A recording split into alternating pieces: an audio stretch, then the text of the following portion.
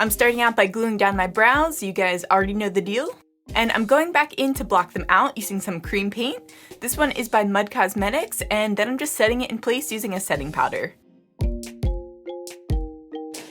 For the top portion of the skull, I decided to go with a yellow shade by Moon Creations, and it's coming out a little patchy, so I wind up using the Mayor in Paradise palette, that yellow in there, to go over top of it. Okay, so now we're really going into the Mayor in Paradise palette, and I'm using that light pink for the center. By the way guys, this skull is inspired by Gabrielle over on Instagram. I'll pop up her account right here, and then I'll also have it linked down in the bio. Down in the description for you guys to check her out. She does so many cool skull looks. And for the bottom half, I'm going in with the lightest green from the palette. Oh, and this is the Juno blending sponge, just in case you guys were wondering.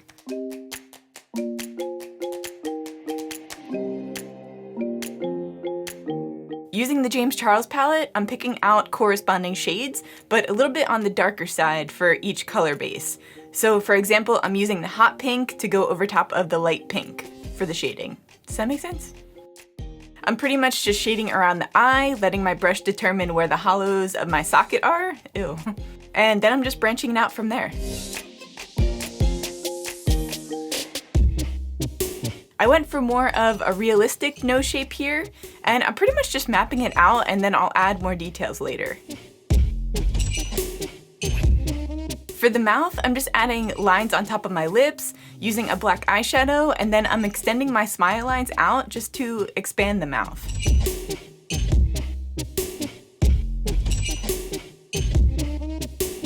I'm mapping out the cheek and jawbones by dragging out one of those teeth lines, so I'm dragging that up and out and connecting it to the temple hollows that I created.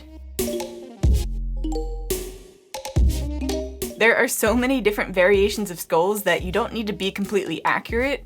It's pretty much whatever you think looks cool. Going back to the mouth, I'm just connecting that cheekbone to the jawbone by creating like a C shape and then dragging it underneath my teeth about halfway. Now that we have the basics laid down, I'm going back in and adding some detail. I'm filling in the teeth a little more, filling in the top half of my jawbone, that pink, and then I'm deepening up those eye sockets and the nose. I'm filling in the bottom half of the jaw using that dark green, and then I'm feathering it into the teeth. I mess around with the teeth like 100 times, guys. That's probably the most time-consuming thing about skulls, but the more detail that you add, the cooler it looks. To make the skull look a little bit more realistic and lifelike, you're gonna wanna add some cracks. The hairline fractures between the brows are just such a classic detail, so don't forget that one. To add more depth to the yellow portion, I'm just going in with that orange shade from the palette, and I'm shading around my forehead and creating like a slight look of indents to the center of my forehead.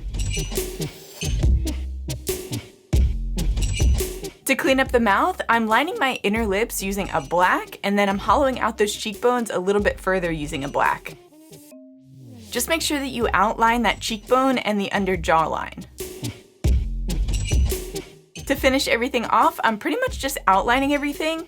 I'm deepening up my eyes a little further and adding a champagne metallic shade to the center of my lids and then also my nose.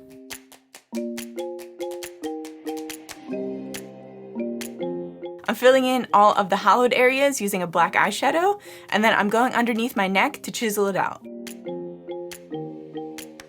I'm adding some white to create the illusion of raised areas and to make the teeth just pop a little bit more.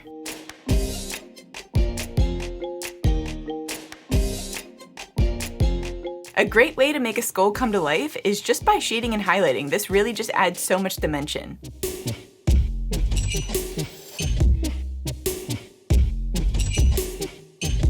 To finish up my eyes, I'm using the Huda Beauty Life Liner for my waterline, and then I'm using the Wet n Wild ink liner on the top. I believe that these lashes are the Dahlia lashes by Cream Shop. If they are, you can use the code Cliche for discount. To finish out the look, I'm just popping on a wig and some contacts. These contacts are by TTDI. These are the white mesh contacts.